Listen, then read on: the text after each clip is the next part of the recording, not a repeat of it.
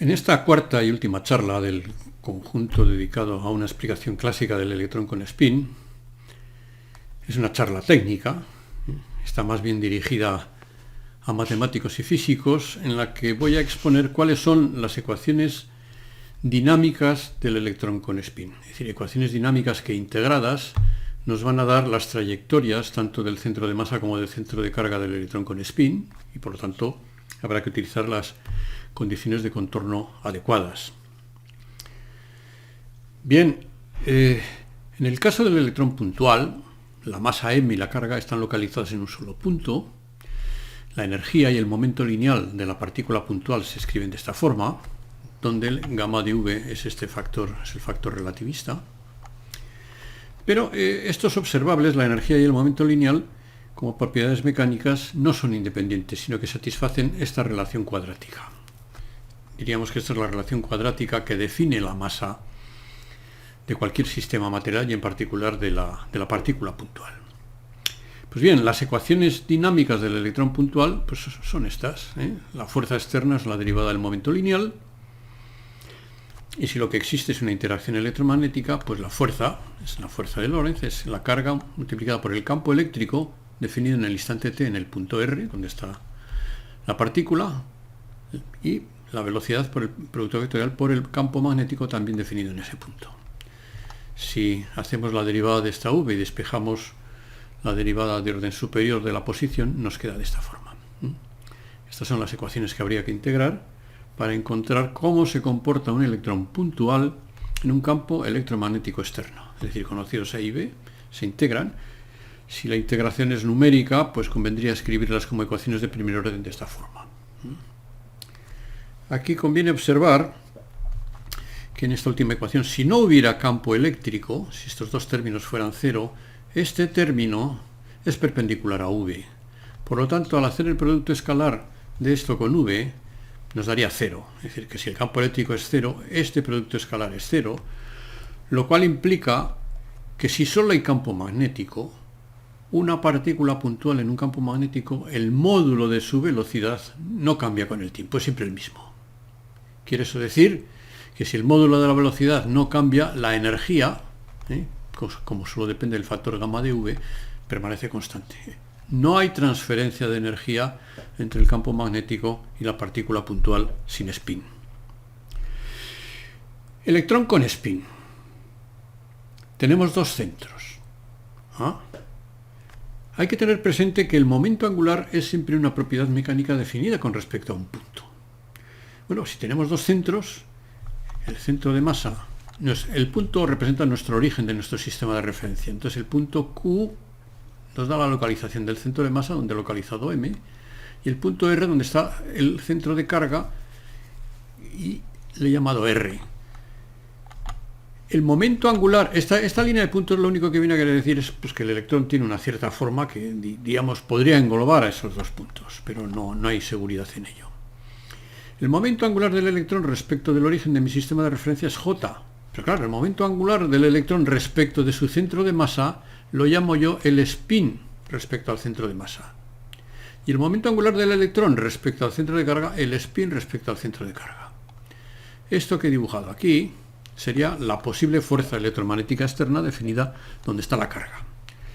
Pues bien, esos spins no son independientes, ya que como el momento angular es una propiedad definida con respecto a un punto, satisface esta condición. Es decir, que el momento angular respecto al origen lo puedo poner como este, más el producto vectorial de R por P, o como el spin respecto al centro de masa, más Q veces producto vectorial por P, siendo P el momento lineal de este electrón. Bien. Por lo tanto, yo puedo usar estas relaciones para expresar S en términos de SCM o en términos del spin total, involucrando al momento lineal que tenga la partícula. Claro, si P es cero, si el centro de masa está en reposo, pues los tres spins son iguales, pero en general son distintos. Y son tan distintos que la dinámica del electrón, cuando el electrón evoluciona, es esta. Es decir, la derivada de S con respecto de t es siempre el producto vectorial de P por la velocidad del centro de carga. Mientras que la derivada del spin respecto al centro de masa es el momento de la fuerza F respecto al centro de masa, R por Q por F. Si no hay fuerza externa, este se conserva, pero este no. Este, si no hay fuerza externa, P sería constante, y entonces la derivada de ese con respecto de T sería siempre su variación perpendicular a un vector P. Es decir, si va con velocidad constante, con momento constante, el spin respecto al centro de carga está oscilando en un plano que es perpendicular a la dirección del movimiento del centro de masa de esta partícula. Y por lo tanto, quizá lo que sí se conserva en este caso es la proyección de ese spin en la dirección del centro de masa. Para el electrón con spin tenemos estas variables de posición y de velocidad. Q es la posición del centro de masa, V la velocidad del centro de masa, R la posición del centro de carga y U la velocidad del centro de carga. Las ecuaciones, las propiedades mecánicas, como siempre, pues son, además de la masa, tiene todas estas. Tiene energía, que tiene la misma estructura que en el caso de la partícula puntual, que se expresa exclusivamente en términos de la velocidad del centro de masa. Pero tiene dos spines. El spin respecto al centro de carga tiene esta forma y el spin respecto al centro de masa tiene esta otra. Es decir, aquí solo multiplica por U y aquí multiplica por la diferencia de U menos V. Claro, si U es 0, pues los dos spines son iguales. Y el factor gamma sería la unidad. Entre estas dos relaciones, por lo tanto, se sigue cumpliendo la misma relación cuadrática que define a la masa del sistema entre H y P. Pero entre estas tres magnitudes, H, P y S, se satisface esta relación lineal. Es una relación lineal entre H, P y S que cuando se cuantiza el sistema va a dar lugar a la ecuación de Dirac. Aquí tenemos una relación entre observables mecánicos pero de primer orden. Por lo tanto, la ecuación dinámica, al cuantizar esto que resulte, y transformar H en el operador derivada temporal y en el operador gradiente, va a ser una ecuación para la función de onda, una ecuación diferencial de primer orden en derivadas parciales, que es precisamente la ecuación de Dirac. Las ecuaciones dinámicas del electrón con spin son, para el momento lineal es la misma, es decir, la derivada del momento lineal es la fuerza externa, que en este caso tiene la misma estructura que antes, donde E y B están definidos en el punto R, es decir, en el centro de carga, y es la velocidad de la carga la que interviene en el término magnético. Y esta otra da cuenta del movimiento relativo interno entre el centro de masa y el centro de carga. Bien, si, como antes, hacemos las derivadas aquí, pues nos quedan como ecuaciones de primer orden estas que aquí tenemos. La derivada de Q es V, la derivada de la V queda de esta forma, como en el caso anterior, solo que en el caso anterior este término no existía. La derivada de la R es U, la V es siempre menor que C, la U es igual a C. De esta ecuación, un complemento de esta ecuación es que de ahí se puede deducir la definición de la posición del centro de masa. El centro de masa queda ligado con la posición del centro de carga mediante esta relación. Es decir, que está queriendo decir que la aceleración es central, está dirigida según el vector que une el centro de carga y el centro de masa. Bueno, como la U es de módulo constante, si hago yo aquí el producto escalar por U, esto tiene que ser 0, lo cual implica que la velocidad con la que se está moviendo el centro de carga es siempre perpendicular al vector que une los dos centros, el centro de carga con el centro de masa. Bajo un campo magnético, si no hubiera campo eléctrico, el producto escalar de V por la derivada de V con respecto a T tiene esta forma. En el caso de la partícula puntual, aquí era la otra V y esto era 0. Pero en este caso no.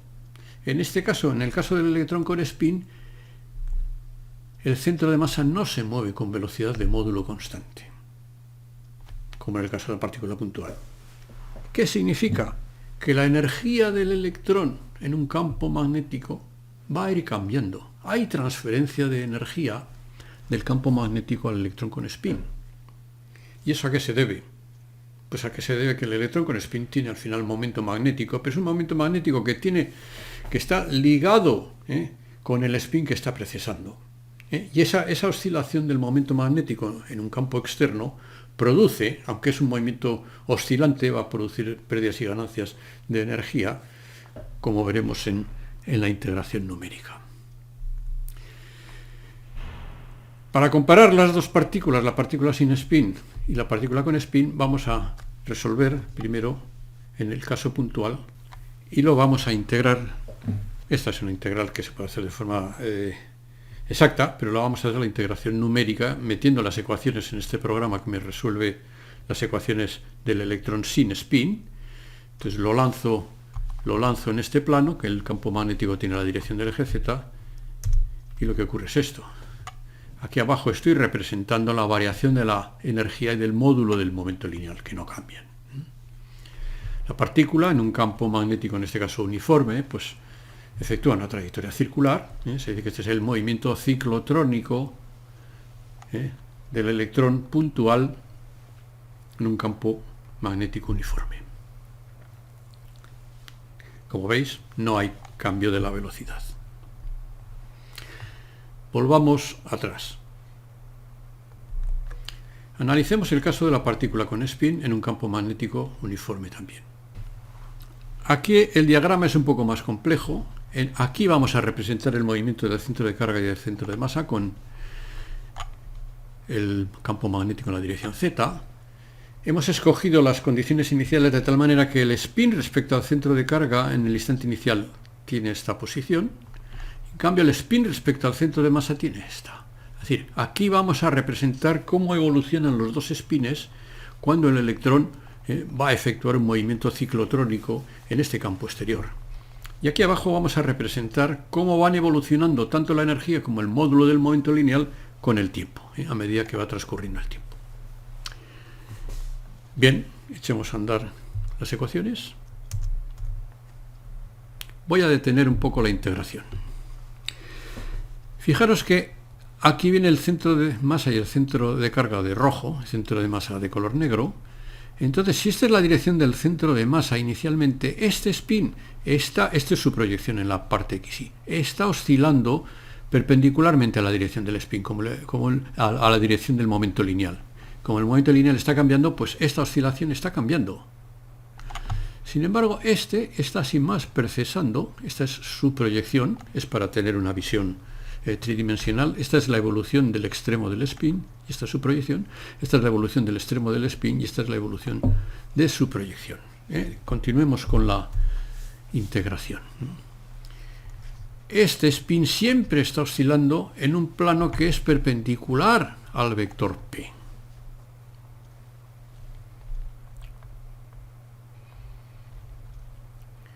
Voy a detenerlo cuando haya dado media vuelta. Este ha dado media vuelta, es decir, es un movimiento ciclotrónico. Aproximadamente el centro de masa está describiendo un movimiento circular, pero resulta que el spin respecto al centro de masa está precesando hacia atrás. No en el sentido del movimiento ciclotrónico, sino en el sentido contrario, y además con la mitad de la velocidad angular ciclotrónica. Este ha efectuado este movimiento y sin embargo el spin respecto al centro de masa va hacia atrás con la mitad de la velocidad angular ciclotrónica.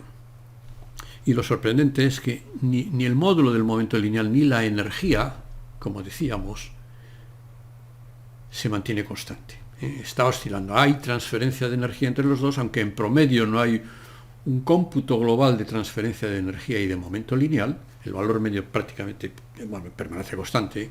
Entonces, esa transmisión de energía se debe a la oscilación del momento dipolar magnético. Terminemos de integrar la vuelta entera.